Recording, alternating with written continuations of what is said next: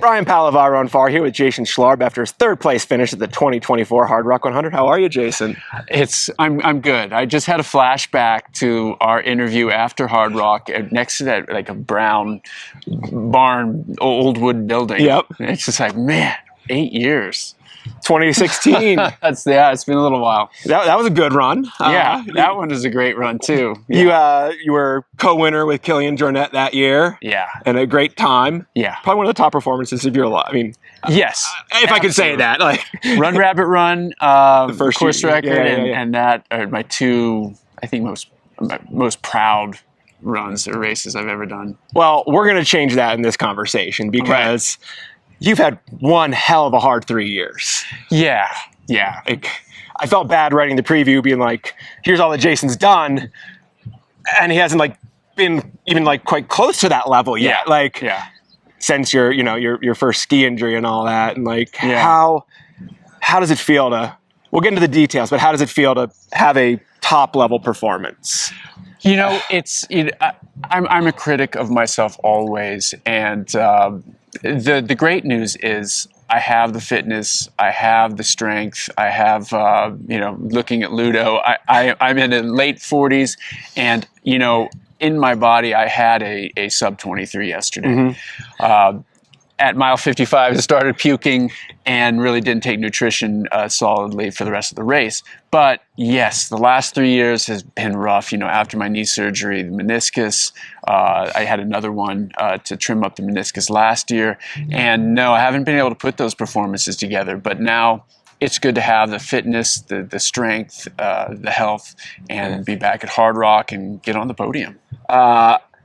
Yeah, so you were talking you had the fitness to do sub 23. How do you have that confidence? Again, when you haven't is it the workouts? Is it, again, what made you think that I can?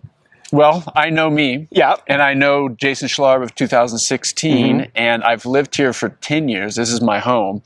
I know the routes, I know the segments, I know the Strava, I know the data, I know my speed workout, and even working with my coach David Roach, he knows how I have been and what I can do, and so to get to that place, I've actually been there, believe it or not, since the end of last year, but due to my stomach has been really giving me a problem the last 3 years, because I went to Madeira this spring and had a 20-something place, but I again wasn't able to fuel.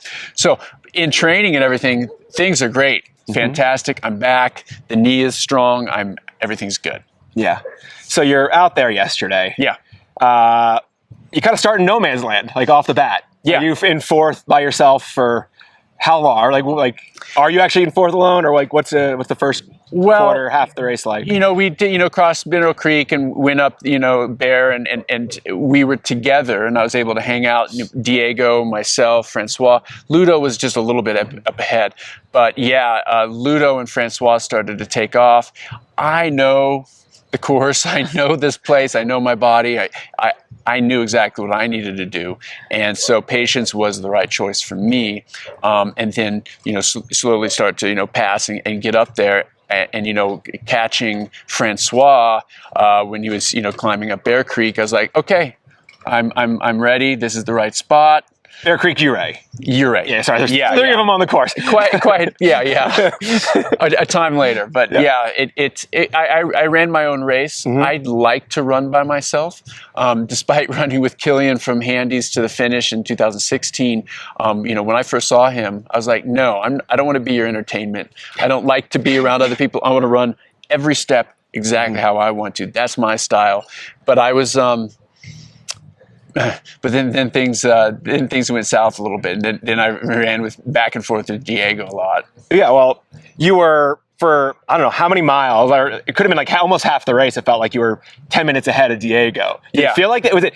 Was that just at the aid stations and the splits and that, or on the course where was it a little more dynamic? I was in front of Diego for quite a while, and when I said I passed Francois just before Engineer Pass, I wasn't even thinking about Diego because Diego said, "Oh, I felt like the altitude must be getting him." Francois knows he's been here. He obviously has success, and Ludo being here, I trained with him a bit. Yeah. He stayed in my cabin.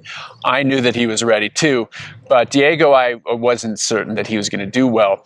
And I didn't know where he was behind me. I wasn't asking for information or anything at the aid stations. I was just focused on getting close as I can to Ludo. Yeah. That was my goal. But then, I saw him coming down Camp Bird Road. And I was like, okay, let's go. And threw down some sub-7 miles and thought he was done. Yeah. But then again, my stomach kind of went. And so then Diego and I had got to have, like we did in Oman a number of years ago, we got to spend a lot of time going back and forth. Yeah. What was that race like to the finish? Like, when did he make his final pass? And what did you feel like you were then still racing to catch him in second place? Or... Yeah. No.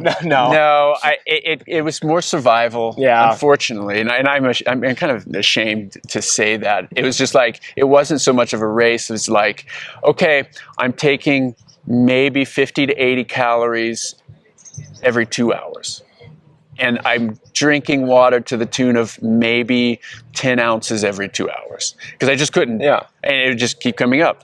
And so it was more of a like, this is all I possibly could do.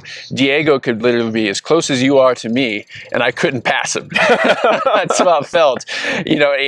Going down the descent, to the final descent, I started walking down the descent. That's how when the legs don't get fuel and they don't get hydration for hours. Running on empty at Hardrock is a long, grueling experience. It wasn't really a strategic racing thing. It was like, I'm doing my absolute fastest every single step. That might not be very fast. Yeah. For you. Yeah. But I mean, at the top of Cunningham, Little Giant. Yeah. Diego is, almost, not as close as this, but he was like, a minute ahead of me. But I knew that as soon as he went down, he was descending better than I was. I'm not sure what his issues were and stuff and how he was doing, but I knew that there was no way I was going to be catching him. Yeah. But you still ended up with a third place finish. Yes. And a very solid run. And so you have the confidence going into the race, kind of knowing what your performance is, but I know it wasn't a perfect race, but like, can you get more confidence, like, in the aspect of actualizing it? Like, you can have the fitness, but if you can't put it mostly together on race day, what does that mean? Yeah. And you largely did, if not. Yeah. Yeah. I am in shape. I'm strong. I'm altitude adjusted. And, I was able to put most of that together yesterday. And I'm happy about that. And I'm excited. I'm signed up for TDS. You beat me to it. Yeah. You got TDS coming along. Yeah. The most technical, I think, coolest trails of the UTMB race series. I'm excited to try this TDS thing out. It's pretty close, but I've got a lot of experience. I'm older. I feel like I can do more of these kind of crazy moves, I think, with this. That I hate to say it, but like, the old man strength kind of starts to get wisdom, experience. Like, just like Courtney was able to run those 300s last year. You get to a point where you can really manage things just right. Especially in training. In racing, I haven't quite got it all the time. I know that Courtney too had stomach issues yesterday. So, you're not alone in that. Like, I know. Haven't talked to Ludo about his details, but he probably did too. Like, Well, with the sport changing and being able to take more, carbs per hour is such an advantage. I've seen it in my training. I know it absolutely works. I do it for all my long runs, but I haven't been able to dial it in the race, and that's the piece of the puzzle I'm trying to figure out now. I mean, I hadn't thought about this, asking you this until just now. It's like, you're 46, right? Yeah. And Ludo's 48. Like, we're in a sport where you think like the competitive level is like not just gone up a little bit, it's leapt up. Yes. And there's a lot of fast younger folks, whether that means 20s or 30s. Like, but here you are. Yeah. And like, the two of you, like, Diego's not like the youngest runner either, but like, what do you think about that? Like, gosh, there's just some. I feel like I'm gifted. So is Ludo, and I think that's that natural talent part, and then also right here, particularly in these kind of races, even UTMB or Hardrock, it takes so much more than how fast can you run and how young are you, how quickly can you recover, how springy are those muscles. It becomes, I can run pretty damn fast for a really long time and never quit, never have that mental breakdown. I think that that's a big part of it. And then, slowly moving through the mountains, there's so much multifactorial things to running fast at a tough, slow, long, hard 100-miler. Awesome. Well, congrats on your great race here. Good luck at TDS, and thank you, Jason.